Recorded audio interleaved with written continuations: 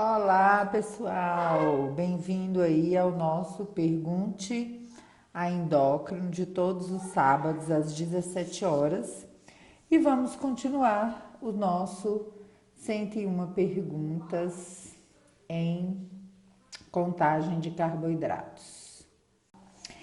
A prática de atividade física deve ser levada em consideração na terapia de contagem de carboidratos? Sem dúvida. Assim como em qualquer outra estratégia nutricional, a atividade física diminui os níveis de glicemia. Então, dependendo do tipo, intensidade e duração da atividade, a glicemia pode abaixar em até 72 horas após a atividade física, mas principalmente nas primeiras 36 horas. Incrível, né, gente? Vamos pensar? Vamos refletir com contagem ou sem contagem a importância do exercício físico na nossa vida, na nossa saúde. A gente sempre fala aqui de exercício, a sociedade brasileira sempre está falando de exercício, todas as diretrizes nacionais e internacionais estão falando de exercício físico, e toda vez que a gente vai pensar em uma estratégia, a gente precisa pensar nesse intercâmbio entre o efeito que a terapia nutricional tem e o efeito que o exercício tem. E ninguém anda desgarrado, né? A terapia nutricional é isso, o exercício é aquilo. É um conjunto no tratamento do diabetes, tá? Para prevenir a hipoglicemia induzida pela atividade física, deve-se considerar a diminuição da insulina basal durante e ou após a atividade física. E nós devemos aumentar a ingestão de carboidratos de acordo com o nível de exercício físico.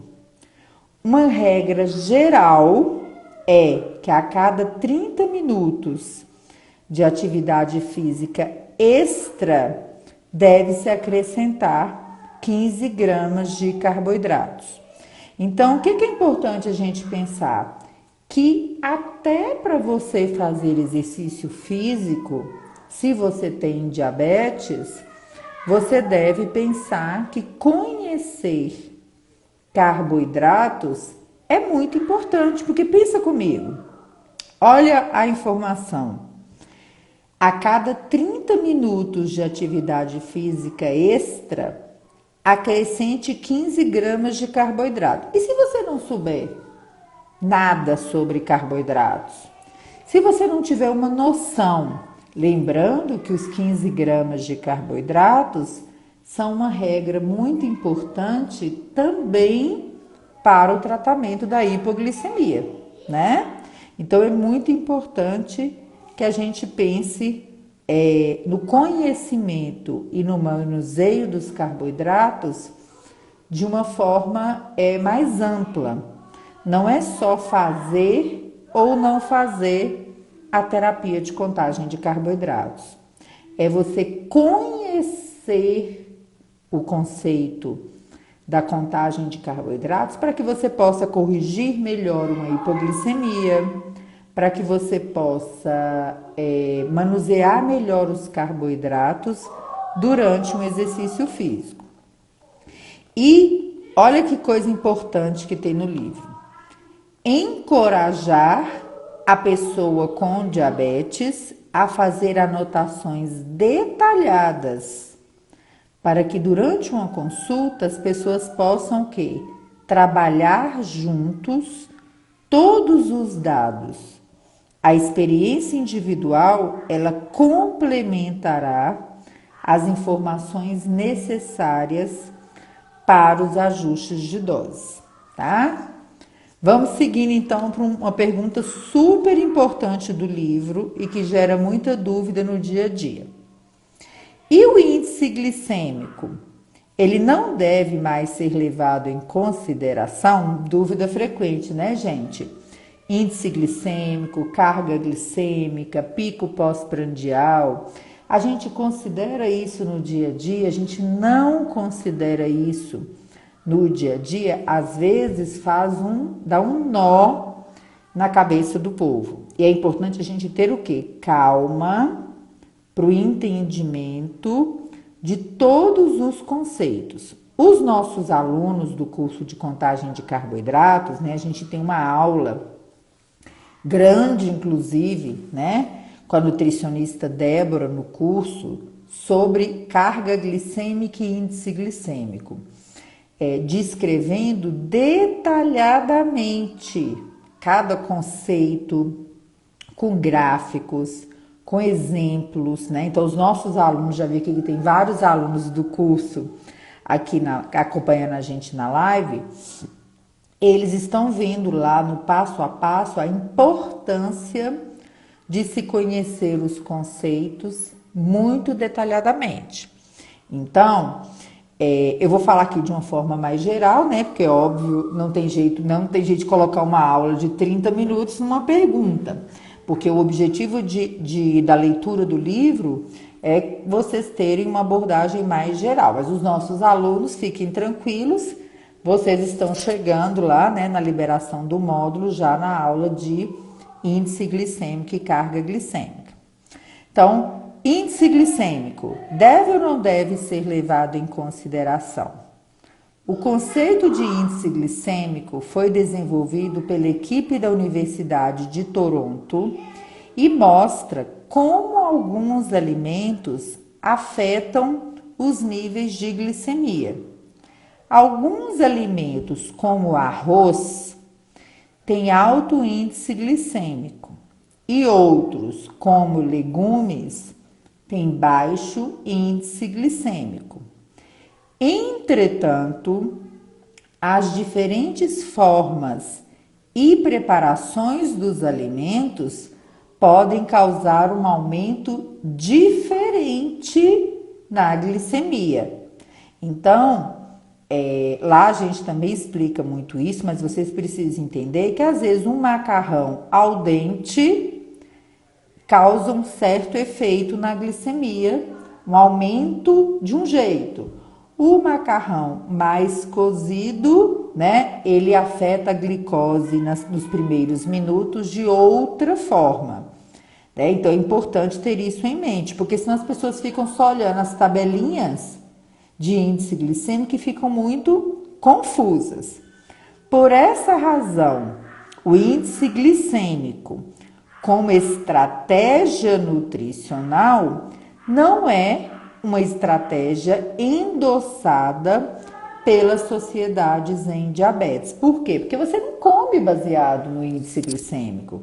Porque o conceito final, né, para vocês entenderem, é que 2 horas após a ingestão, baixo índice glicêmico ou com alto índice glicêmico, o efeito final junto com o efeito da insulina são semelhantes. Agora, é importante observar, principalmente para quem usa monitorização contínua de glicose, que às vezes você vem com uma glicose, sobe rápido demais e despenca. Às vezes, aquele alimento que você comeu pode realmente ter um índice glicêmico elevado, como por exemplo a melancia, né, que tem um altíssimo índice glicêmico. E isso às vezes incomoda a pessoa.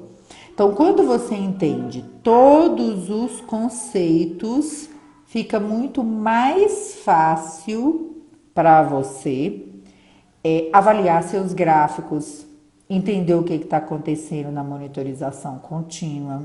Você não fica perdido, né, no meio da confusão, né? Você consegue entender as coisas de forma detalhada. Então, quem, por exemplo, eu vi lá que tem muitos alunos já perguntando do índice glicêmico, da carga glicêmica. Se você entende aquele pico logo depois da ingestão, você não fica se perguntando o que você fez de errado, você não fica aplicando insulina extra para o alimento, como às vezes acontece, a pessoa vê uma subida muito rápida, vai lá e aplica uma dose extra de insulina. Então é importante a gente entender isso com clareza, tá? Na terapia de contagem de carboidratos, as fibras devem ser consideradas. Em relação à fibra, ela deve ser subtraída do total de carboidratos quando ela ultrapassar 5 gramas de carboidratos. Então, se vocês procurarem nas tabelas, nos rótulos de alimentos, o que vocês vão observar? Que não é comum os alimentos terem uma quantidade grande de fibra no rótulo. Alimentos com mais de 5 gramas de carboidratos por porção, eles são raros, né? Mas quando acontece de ter, né? Você deve subtrair essas fibras nessa contagem de carboidratos. Então, vamos dar um exemplo? Uma barra de cereal com 13 gramas de carboidratos. Se ela tiver 5 gramas de fibra alimentar, qual que seria o raciocínio? Você vai pegar os 13 gramas, subtrair as 5 gramas, vão ficar 8 gramas. Então, o que você vai contabilizar na contagem de carboidratos? As 8 gramas de carboidratos, tá? Então, veja bem que interessante essa frase complementar. Mais uma vez, é importante ressaltar que a experiência e a monitorização da glicemia pós-prandial irão ajudar no reconhecimento do efeito de alguns carboidratos específicos, ou seja, tem que estudar como que aquele alimento influencia na sua vida, tá? Então, todos esses alimentos que têm muita fibra, você precisa olhar o rótulo do alimento, né? Porque não é frequente, às vezes você vê ali 1 grama, 1,5 gramas, então não vai dar para você, né, fazer essa regra tão direitinho como se tivesse uma quantidade maior. Vamos agora para a pergunta que o povo adora: bebida alcoólica, né? Como proceder ao ingerir bebidas alcoólicas estando em contagem de carboidratos? O álcool não requer insulina para o seu metabolismo. O álcool puro, né, que eles falam, como uísque, gin, rum, vodka, contém calorias, mas não o carboidrato. Pela tendência do álcool em diminuir a glicemia, habitualmente, se ingerido numa quantidade para mulher ou para homem, que a gente vai falar aqui um pouquinho dessas porções, ele não é necessário fazer uso de insulina para cobri-lo. O álcool pode interferir na liberação da glicose por até 24 horas. Principalmente nas primeiras 8 a 10 horas. E quando a pessoa bebe à noite, a gente já pode começar a pensar: se eu bebo à noite uma quantidade que é maior, e a principal principal efeito são 8 a 10 horas depois que eu bebo, isso quer dizer que será durante o sono, que é o horário onde acontecem mais hipoglicemias, muitas vezes hipoglicemias mais importantes, né? E graves. E o álcool, ele compete no fígado no metabolismo da glicose. Então, o que a gente tem que pensar? Que enquanto o fígado está ocupado metabolizando o álcool, ele não metaboliza de forma adequada a glicose. E aí, então, ele não é capaz de armazenar esta glicose. Ou seja, se você, na hora que você tem um hipo, você precisa de quê? Da glicose armazenada. E se ela não foi bem armazenada, você fica sem ela para te ajudar, né? Então é importante pensar nisso. Então, qual a orientação que todo mundo sempre recebe? Quando estiver bebendo, coma. Coma, porque aí você já faz o quê? Você já vai aumentando esta glicose. A glicose fica o quê?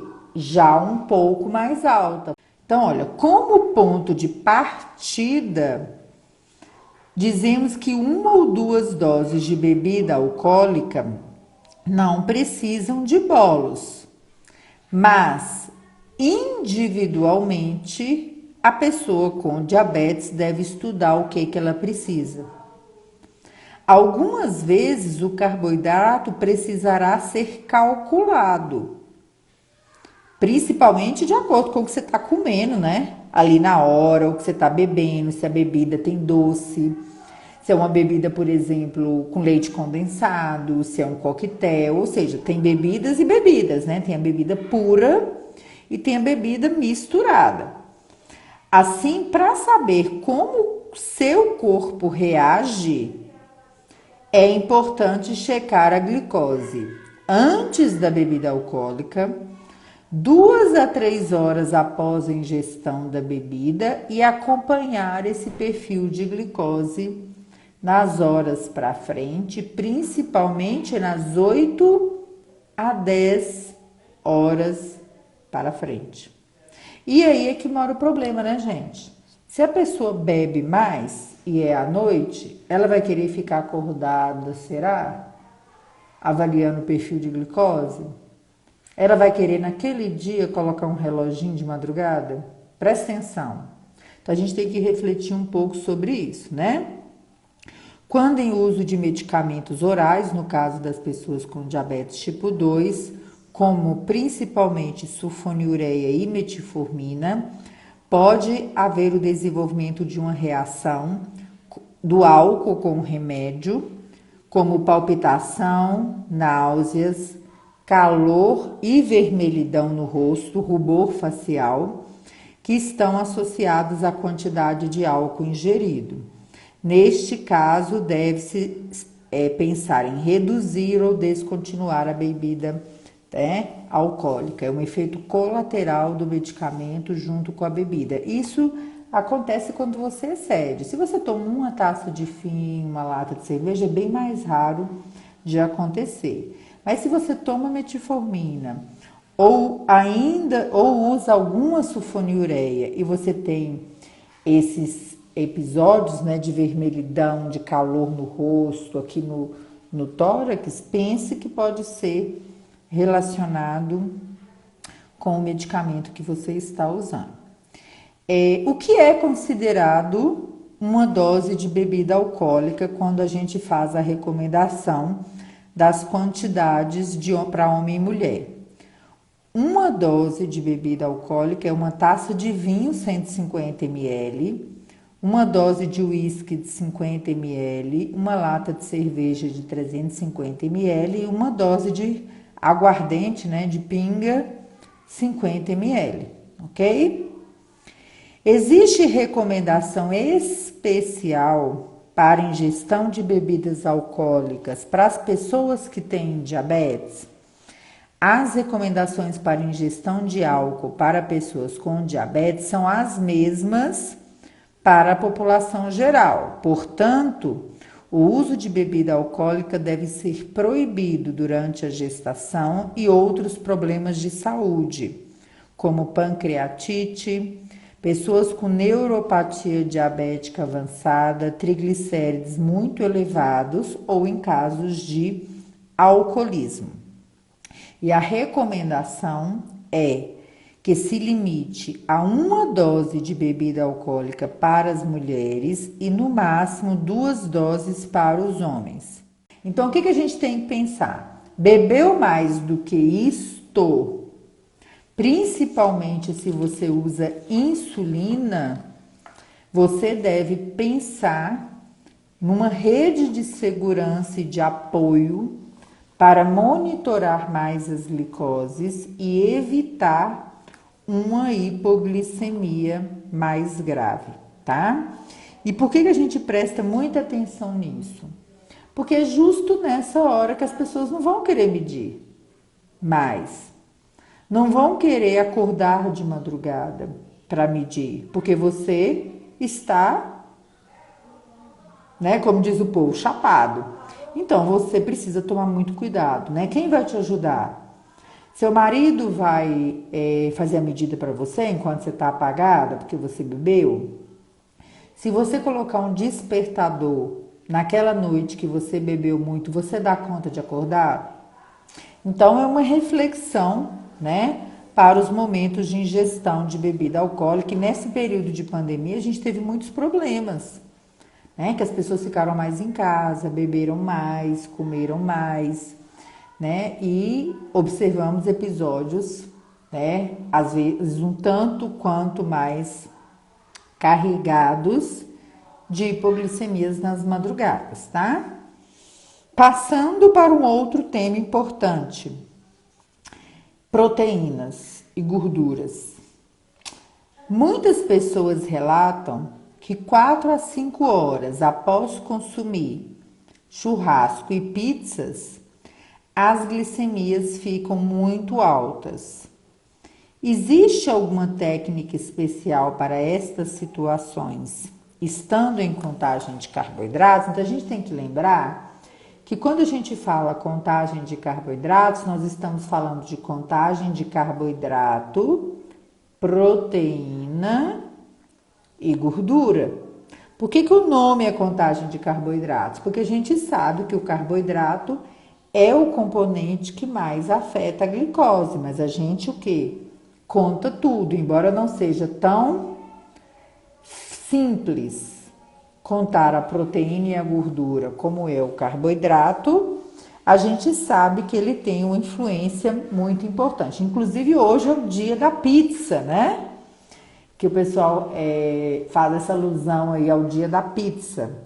E por ser o dia da pizza, hoje nos stories nós postamos, né, várias coisas sobre pizza. Inclusive nós postamos uma enquete sobre um pedaço de pizza, 4 queijos, e a maioria das pessoas erraram. Erraram em que sentido? Não é um erro total. Marcaram 28 gramas de carboidratos num pedaço de pizza de 100 gramas 100 gramas de peso do pedaço de pizza, marcaram 28 gramas de carboidrato, que é a quantidade de carboidratos média. Agora, na verdade, nos aplicativos que contam proteína e gordura, a gente vê a quantidade de carboidrato, a gente vê a quantidade de proteína, a gente vê a quantidade de gordura.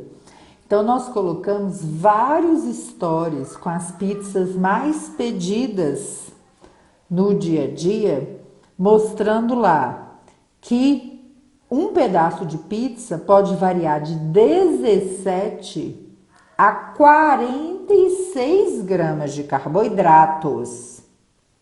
Nem tô falando da proteína e da gordura.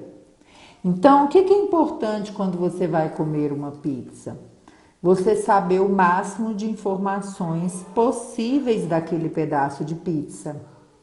Então, a pizza 4 queijos tem 21 gramas. Mas a pizza de chocolate tem 46 gramas de carboidrato. E você já imaginou? Se você vai comer a pizza de chocolate e você coloca a média de 28 gramas, vai dar certo? Só pelo carboidrato já não vai dar certo. Porque vamos raciocinar comigo. Vamos dizer que a minha relação insulina-carboidrato é 1 unidade para cada 5 gramas de carboidrato. Gente, de 28 gramas para 46, vocês já pensaram quantas unidades deixam de ser aplicadas?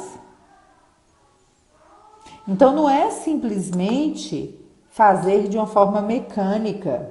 Tem que pensar mais sobre aquilo que está fazendo. E pizza, as pessoas falam que pizza é um problema muito grande, mas será que é um problema muito grande? Ou será que a gente pode tornar essa dificuldade menor se a gente entender melhor sobre contagem de carboidrato, proteína e gordura? Nós queremos que as pessoas tenham um hábito alimentar saudável. As quantidades de proteína e gordura são ainda importantes, embora não sejam o principal foco na contagem de carboidratos e não afetem a glicemia tanto quanto o carboidrato. Então, olha bem, se você já começa fazendo a contagem de carboidratos para pizza, contando errado o carboidrato, porque você não está colocando a quantidade certa de carboidrato, você já está criando aí uma variável que pode atrapalhar seu resultado de glicemia pós-prandial, independente de proteína e gordura. Então, você tem que acertar melhor o carboidrato, né? Se o profissional de saúde nota que uma pessoa está adicionando grandes quantidades de gordura às refeições e lanches, a gente precisa negociar uma redução, porque isso não é saudável. Se a perda de peso também é necessária, a diminuição do colesterol também é um objetivo importante no tratamento e deve ser levada em consideração. É importante lembrar que muitos brasileiros comem mais proteína do que o corpo precisa. E também, gravem aí, que aproximadamente 60% da proteína e 10% da gordura que são ingeridos são convertidos em glicose. As proteínas, 3 a 4 horas após a ingestão. E as gorduras, 5 a 6 horas após a ingestão. Ou seja, isto explica por que quando você come uma pizza, né, que tem todas essas coisas, carboidrato, proteína e gordura, por que muitas vezes 2 horas após você vê uma glicose bonita, linda, e 4, 6 horas depois você vê o morro subindo. E isso, para quem usa sensor, é muito frequente. A pessoa come a pizza à noite, até a hora de dormir, ela vê que tudo deu certo, ou mais ou menos certo, e vai dormir. E aí, enquanto está dormindo sem comer nada, vê a glicose subindo e acorda com a glicose elevada. Isso é muito frequente. E a gente precisa entender este efeito. Isto também acontece muito com churrascos, aquela história de mas carne é zero, então quer dizer que eu posso comer livremente? Né? Não, porque se você passa o dia inteiro num churrasco, você vai comer mais que uma porção de carne. Mais do que uma porção de carne. A maioria de vocês, né? Então a gente precisa entender primeiro este feito para depois você negociar com seu profissional de saúde, fazer estratégias diferentes na aplicação de insulina, se isto for um hábito comum para você e você desejar fazer isto aí, estando ou não com bomba de insulina, tá? Então, olha lá. Passo 1. Aprender a estimar a conversão de proteína em carboidrato, que é isso que ele vai virar no final, glicose. Uma porção de carne, 90 gramas, deve-se contar 15 gramas de carboidrato, porque não é 60%? Então, vamos lá. 90 gramas de carne tem 25 gramas de proteína. Pensando que 60% da proteína é convertida em glicose, 25 vezes 60%, né? Vezes 0,6, 15 gramas de carboidrato. O que quer dizer isto? Que para cada porção extra de carne que a pessoa come, de forma bem geral, tá, gente? Ela deveria considerar cada porção extra como 15 gramas de carboidrato. Então, anotem bem isso e pensem. Que quantidade você está comendo? É um bife, né, que a gente fala que é a palma da mão, com mais ou menos um dedo de altura? Ou você está comendo 2, ou 3, ou 4? Porque talvez você não esteja vendo glicemias 3, 4 horas após a refeição, como o esperado, ou acha que subiu do além, e às vezes isto que não foi contado, né? E aí as estratégias para se utilizar a insulina variam, tá? Aí você tem que aprender isto, né? Ou em cursos, ou com seu nutricionista, ou com o seu médico e definir as melhores estratégias. Esta conversão é indicada quando a pessoa consumir acima de uma porção de carne de 90 gramas, tá? Nossa prática clínica mostra que apenas em situações especiais isto é observado. Passo 3. Pode-se achar necessário em situações de churrascaria ou pizzaria o treinamento para aplicar a insulina ultra rápida após terminada a refeição, retardando assim o pico de ação, coincidindo com o tempo de absorção da proteína e gordura que são mais tardios. Esta é uma opção. Ou dividir a dose de insulina naquele momento, aplicando metade da dose antes da refeição e metade da dose após a refeição. Ou ainda, dependendo do que você alinhar com a equipe, fazer o uso da insulina rápida, já que o pico é em 2 a 4 horas, ou seja, insulina, né, regular. Ou você pode dividir o bolus da proteína e da gordura e aplicar isso 2 horas depois da ingestão do alimento. Então, vocês podem ver que é simples, existe forma de resolver, mas não é a coisa mais fácil do mundo. Esse é o que a gente chama, né, de bolus duplo.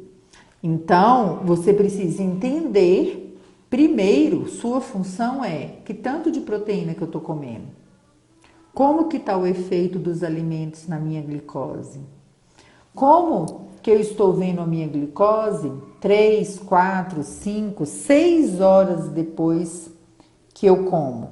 Essas são as perguntas para você responder em casa. E depois disso, você vai fazer o quê? Você vai discutir com o seu nutricionista e o seu médico como que você abordaria proteínas e gorduras, ok? E os vegetais, eles devem ser levados em consideração na contagem de carboidratos?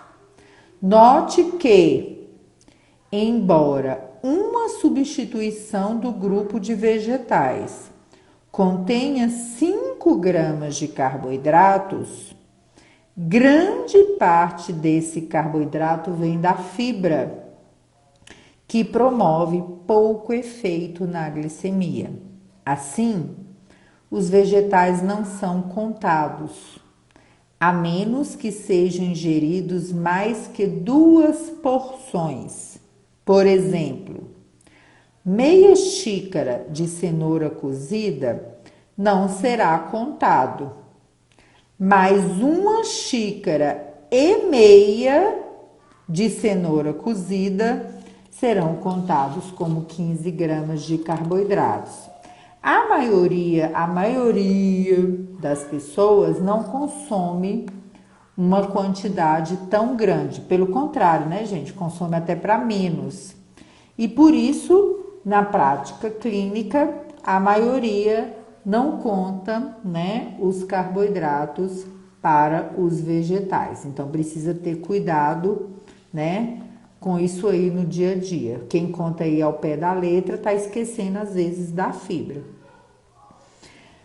Como proceder em dias de doença e estresse, estando em contagem de carboidratos? Alimentar-se no período de estresse e doenças, como diarreia, vômito, gripe, febre, cirurgias no dente e outras, isso é um desafio. A contagem de carboidratos, ela pode te auxiliar e ajudar você a lidar com essas situações. Como? Aumente a monitorização para detectar e tratar situações a tempo, né? Ou seja, a gente sabe que nos dias de doença as pessoas devem medir mais a glicose, principalmente pela dificuldade em manter o padrão alimentar.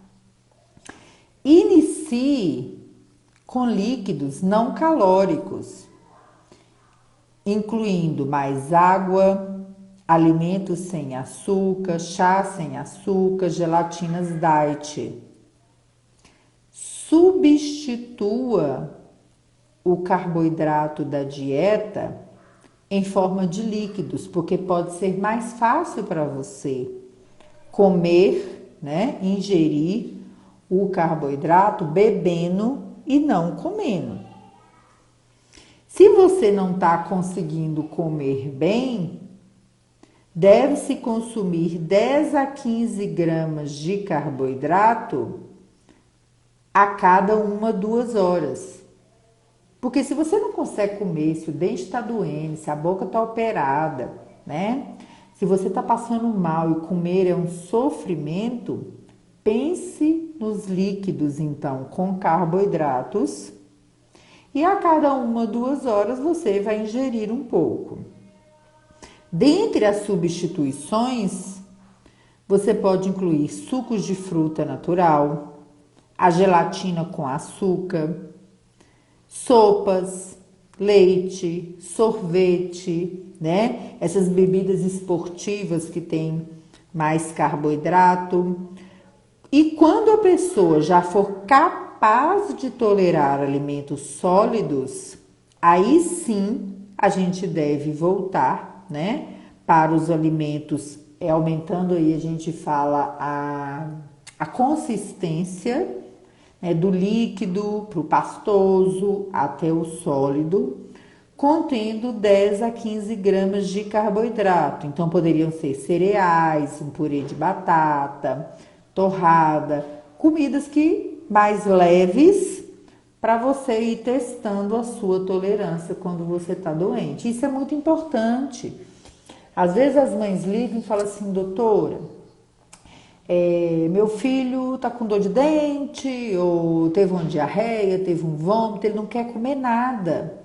Ele me pediu um sorvete. Dá, gente, uma bola de sorvete tem em média 15 gramas de carboidrato, né? Porque é um alimento que desce melhor, a pessoa fica mais feliz, ela atiça o paladar na hora que ela tá doente, né? E tem 15 gramas de carboidrato, o mesmo tanto aí em média de uma maçã.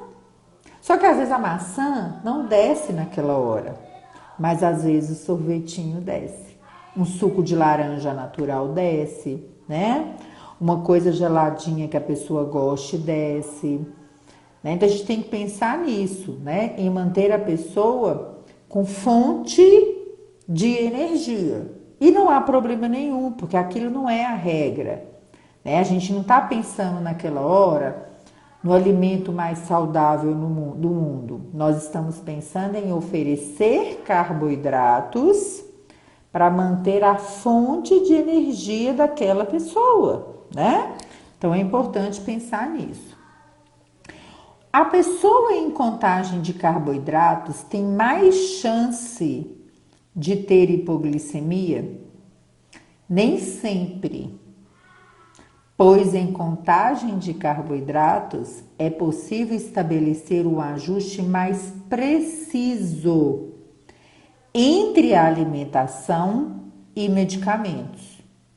Além disso, a monitorização glicêmica é o grande guia para identificar situações como: errei ou não errei no cálculo da contagem de carboidratos? A minha relação insulina-carboidratos tá alta ou tá baixa? Eu estou usando uma dose excessiva de insulina basal? Identificar erros como ingestão de bebida alcoólica em grande quantidade. E identificar o efeito dos exercícios físicos no dia a dia. Então, ter a possibilidade de ter um diabetes com flexibilidade, ele pode te ajudar muito. Tenha você diabetes tipo 1, tipo 2, gestacional, genético, né? Um MOD, não importa. Use você insulina ou não. O domínio desses conceitos e refinar esse dia a dia pode trazer para você uma grande sabedoria no dia a dia do diabetes. E até para tratar a hipoglicemia, que é a próxima pergunta, como tratar a hipoglicemia? Você precisa entender de carboidratos. Por quê? Porque as orientações são dadas em cima da regra dos 15 gramas de carboidratos. Então vamos lá. O correto tratamento da hipoglicemia inicia-se pelo reconhecimento dos sintomas e confirmação através da monitorização. Portanto, glicemias abaixo de 70 devem ser acompanhadas da ingestão de 15 gramas de carboidrato em média, sendo que os alimentos que promovem uma resposta melhor do corpo são os carboidratos de rápida absorção, né? Açúcar. 1 colher de sopa de açúcar em 1 copo de água, 3 balinhas moles de fácil mastigação, 1 copo de 150 ml de suco de laranja ou de refrigerante comum, né? Não diet, não light, não zero, nada disso. Espera-se que com esta ingestão os valores de glicemia aumentem entre 30 e 45 miligramas por decilitro em 10 a 15 minutos, onde a glicemia deve ser checada. Se a glicemia ainda se mantiver abaixo de 70, deve-se repetir a ingestão de carboidratos. E quando a glicemia detectada é muito baixa, 30, 35, a recomendação é que já faça a ingestão imediata de 30 gramas de carboidratos, tá? Para não perder tempo, né? Já que 15 gramas sobe 30 45, se tiver muito baixa, a gente não vai ficar esperando isso, né? A gente ingere de uma vez 30 gramas. E se for criança muito pequena, complementando aqui a resposta do livro, 0,3 gramas de carboidrato por quilo de peso, tá? Então, a regra dos 15 gramas é para as crianças aí acima de 50 quilos, porque aí já vai dar 15 gramas de carboidrato de qualquer forma, tá? Então, a criança muito pequenininha, né? Você tem que fazer a continha lá, quantos gramas de carboidrato, porque se você der 15 gramas é muito, né, para criança pequena, tá bom? E por fim, a última pergunta de hoje. Ainda não utilizo a contagem de carboidratos, pois tenho medo do aumento de peso. Isto é um fato? O ganho de peso indesejável tem sido documentado à medida que as pessoas melhoram o controle da glicose, principalmente depois do DCCT.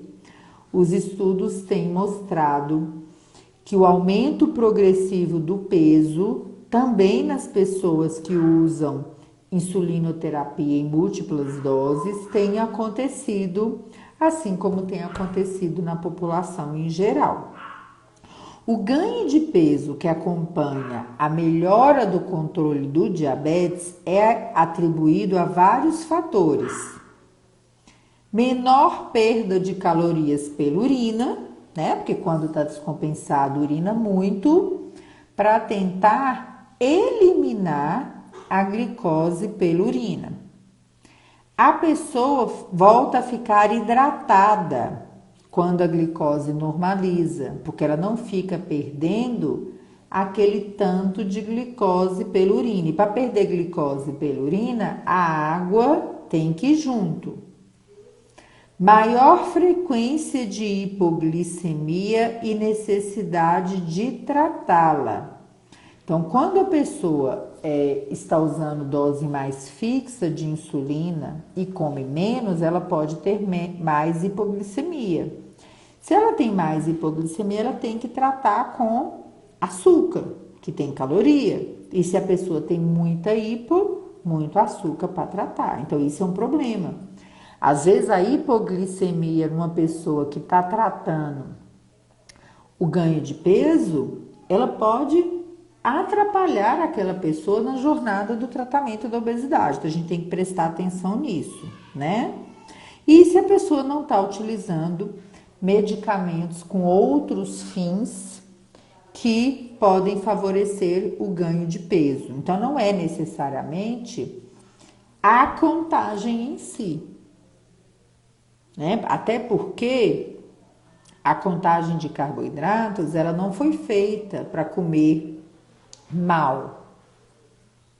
Ela foi feita para, baseado na alimentação saudável, na qualidade de vida, oferecer para a pessoa que tem diabetes uma possibilidade de ter mais flexibilidade, tá? As pessoas confundem o para quê que é a contagem, né?